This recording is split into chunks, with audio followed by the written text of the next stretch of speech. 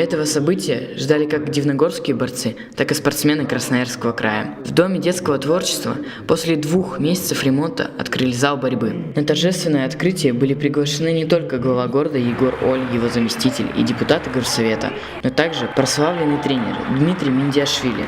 Вот на память эти ленточки, наверное, будут храниться. Мы резерв, ближайший резерв для сборных команд Красноярского края черпаем с таких залов, с края.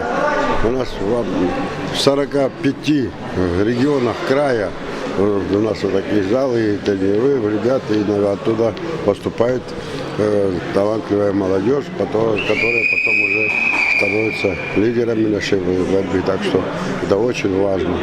Ремонтом зала занималась красноярская компания «Возрождение». Была произведена окраска помещения, заменены маты и ограждения на балконе, отремонтированы раздевалки и душевые. На все это было потрачено около 2 миллионов рублей. Теперь зал соответствует современным стандартам. Также было заменено полностью освещение, которое раньше не соответствовало требованиям, и на сегодняшний день оно соответствует всем нормативам и стандартам. Город Дивногорск сейчас является, наверное, одним из счастливых, скажем так, городов, можно сказать, где есть современный зал, который будет востребован в течение ближайших нескольких лет.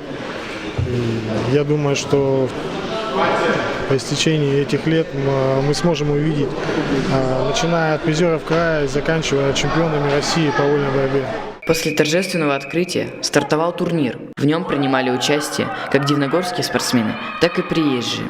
Помимо самих ребят, боролись и их наставники. Все спортсмены горячо друг друга поддерживали, а выходя на ковер, показывали неплохую физическую подготовку. Немало поединков завершилось на туше.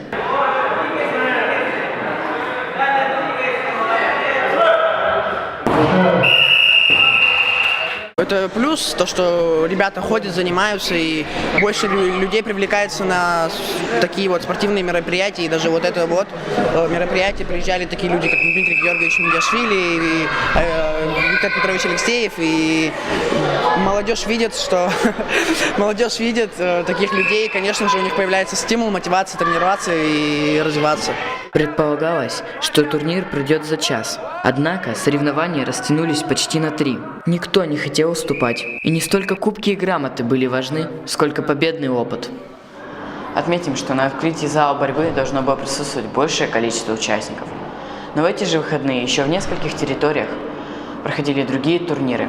Несмотря на это, спортивный праздник удался. Дивногорские борцы обогнали по очкам красноярцев и заняли первое общекомандное место. Иларион Кувшинов, Степан Ратников, Дивногорские юнкоры.